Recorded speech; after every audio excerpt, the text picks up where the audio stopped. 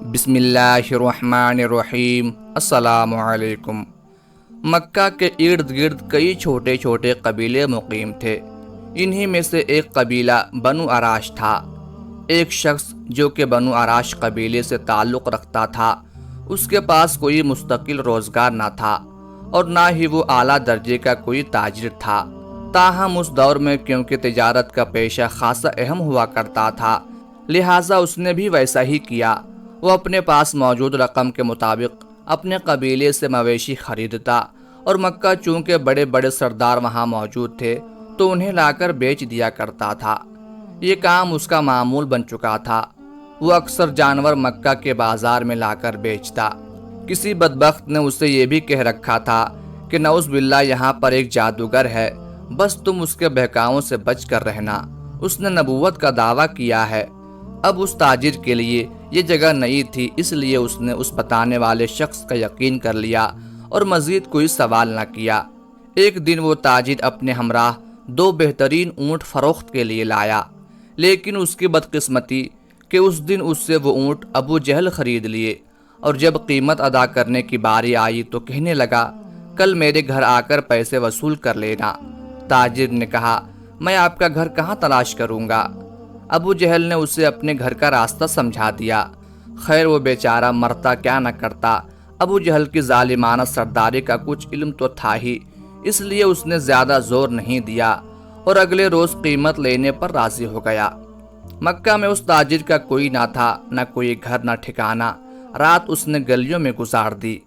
اگلی صبح وہ ابو جہل کے گھر پہنچا، دروازے پر دستک دی۔ ابو جہل باہر آیا۔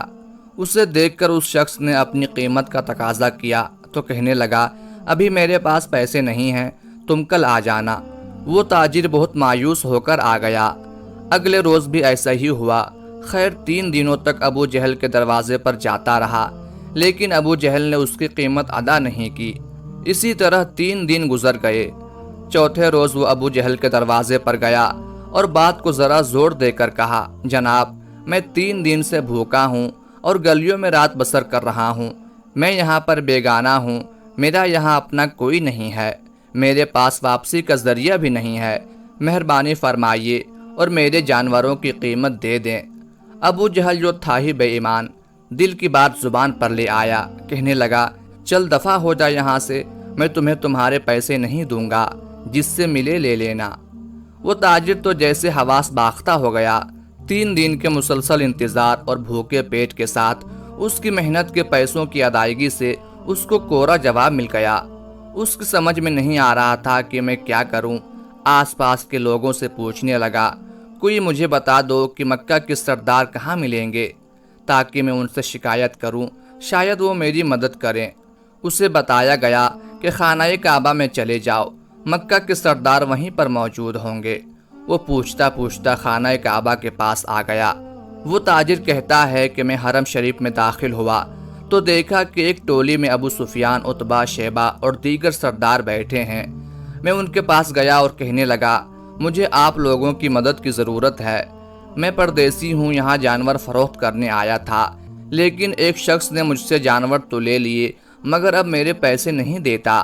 عتبہ نے گرج کر کہا کون ہے جو تمہارے پیسے نہیں دیتا؟ مجھے بتاؤ، میں اسے دیکھتا ہوں۔ تاجر کہتا ہے کہ میں نے کہا کہ اس کا نام ابو جہل ہے۔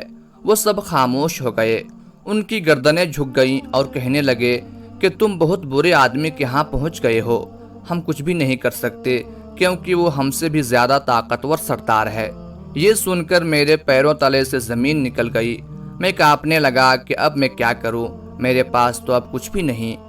اب وہ تاجر کہتا ہے کہ عتبہ نے مذاق کیا اور کہا وہ جو کعبہ کے ساتھ ٹیک لگائے بیٹھا ہے اس کے پاس جا، وہ تیرا مسئلہ حل کروا سکتا ہے۔ لیکن یہ کہتے ہی وہ سب سرداران ہنسنے لگے۔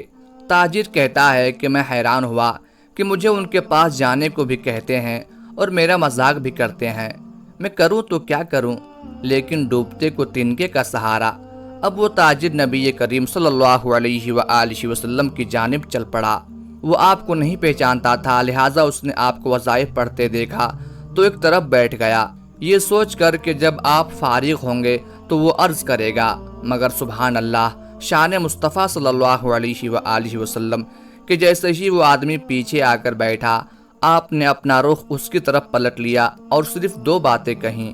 فرمایا، پردیسی لگتے ہو اور پریشان معلوم ہوتے ہو۔ وہ تاجر کہتا ہے کہ مجھے ایسا لگا کہ جیسے مجھے میری بچھڑی ماں مل گئی ہو۔ ان کی شفقت اور پیار دیکھ کر میری آنکھوں سے آنسو کی لڑیاں بہہ نکلی۔ جیسے ہی میری آنکھوں سے آنسو نکلے، نبی پاک صلی اللہ علیہ وآلہ وسلم نے نہ میرا نام پوچھا اور کام، بلکہ میرے کندھے پر تھپکی دی اور فرمایا، فکر نہ کر، تو جیسے کہے گا تیرا کام ہو جائے گا۔ حضور صلی اللہ علیہ وآلہ وسلم نے میرا بازو تھاما اور مجھے گھر لے آئے، ایک ٹوٹی چٹائی پر مجھے بٹھا دیا اور میرے لیے اپنے مبارک ہاتھوں سے ایک پیالے میں کھجور اور دودھ پیش کیا۔ میں 3 دن کا بھوکا تھا۔ میں نے پیٹ بھر کر کھانا کھایا۔ جب کھانا کھا چکا تو مجھ سے فرمانے لگے، اب مجھے بتاؤ تمہارا مسئلہ کیا ہے؟ میں نے سارا ماجرا بیان کر ڈالا۔ وہ فرمانے لگے، فکر مت کرو، وہ خود تمہارے پیسے دے گا۔ مجھے اپنے ہمراہ لے آئے اور ابو جہل کے دروازے پر پہنچے۔ دستک دی، دروازہ کھلا، سامنے ابو جہل تھا۔ اسی لمحے میں نے اپنے پیارے محبوب صلی اللہ علیہ وآلہ وسلم کی جھکی ہوئی نظروں کو اٹھتے ہوئے دیکھا۔ ابو جہل سامنے کھڑا تھا اور نبی کریم صلی اللہ علیہ وآلہ وسلم نے بس ایک جملہ ادا کیا، مگر اس جملے میں کیا طاقت تھی کہ ابو جہل لرز گیا۔ حضور نبی کریم صلی اللہ علیہ وآلہ وسلم نے فرمایا، ابو جہل، تیرا کیا خیال ہے کہ پیسے دبانے والے اور لوگوں کو ستانے والے بڑے سردار ہوتے ہیں؟ غریبوں کا خون چوس کر سردار بنے گا، لا جلدی اس کے پیسے لوٹاؤ۔ ابو جہل کی ٹانگیں کانپنے لگی اور کہنے لگا، جی میں ابھی اس کے پیسے دیتا ہوں۔ اس کے اونٹوں کی قیمت ابو جہل نے ادا کی، اور یہ واقعہ اس تاجر کی نبی کریم صلی اللہ علیہ وآلہ وسلم سے ملاقات کا سبب بنا، جس کو کہ نبی کریم صلی اللہ علیہ وآلہ وسلم کے بارے میں غلط بیانی کر کے بدظن کر دیا گیا تھا۔ تاجر کو اس کے پیسے مل گئے۔ جب وہ جانے لگا تو اس نے پوچھا، اے مہربان انسان، آپ کون ہیں اور آپ کا نام کیا ہے؟ نبی کریم صلی اللہ علیہ وآلہ وسلم نے فرمایا، چھوڑیے جناب، آپ کا کام ہو گیا، آپ جائیے۔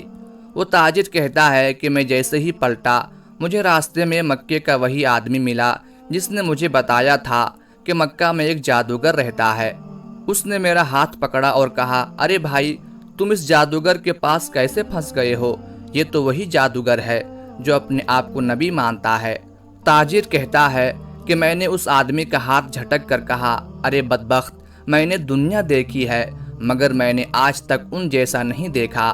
اس کے بعد تاجر پلٹ کر حبیب صلی اللہ علیہ وآلہ وسلم کے پیچھے جاتا ہے، ان کے پاؤں سے لپٹ جاتا ہے اور کہتا ہے، میں اقرار کرتا ہوں کہ آپ اللہ کے سچے رسول اور نبی ہیں، مجھے بھی اپنے دین میں شامل کر لیجئے۔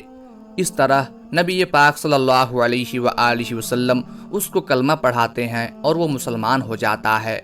اس واقعہ میں ہم سب کے لیے بہت بڑا سبق موجود ہے۔ وہ یہ ہے کہ کیا وہ آدمی اپنے پیسوں کے ملنے کی وجہ سے مسلمان ہوا؟ نہیں، بلکہ اس کے پیسے مل چکے تھے، وہ جانے والا تھا، لیکن جس چیز نے اس کے دل پر اثر کیا وہ تھے نبی پاک صلی اللہ علیہ وآلہ وسلم کے اعلیٰ اخلاق، آپ کا اعلیٰ کردار اور آپ کی بے پناہ شفقت۔ یہی وہ چیز تھی جس نے اس کے دل کو پگھلایا اور اس نے اسلام قبول کر لیا۔ تاریخ اسلام پر اگر نظر دوڑائیں تو کسی بھی آدمی پر زبردستی نہیں کی گئی، کسی کو بھی زبردستی مسلمان نہیں کیا گیا، بلکہ جتنے لوگ نبی پاک صلی اللہ علیہ وآلہ وسلم پر ایمان لائے، جتنے لوگوں نے اسلام قبول کیا، اور ان کے پیچھے وجہ صرف ایک تھی، نبی پاک صلی اللہ علیہ وآلہ وسلم کے اعلیٰ اخلاق۔ اس لیے قرآن پاک میں ارشاد ہے کہ ہم نے نبی پاک صلی اللہ علیہ وآلہ وسلم کو اخلاق کے اعلیٰ مرتبے پر فائز کیا ہے۔ نماز، روزہ، حج اور تمام نیکیاں اپنی جگہ، لیکن جس انسان کے اندر اخلاق نہ ہو اس کے لیے ساری نیکیاں کوئی معنی نہیں رکھتی۔ اس لیے اپنے اخلاق کو بلند کیجیے، یہی وہ چیز ہے جو آپ کو لوگوں سے ممتاز کرتی ہے۔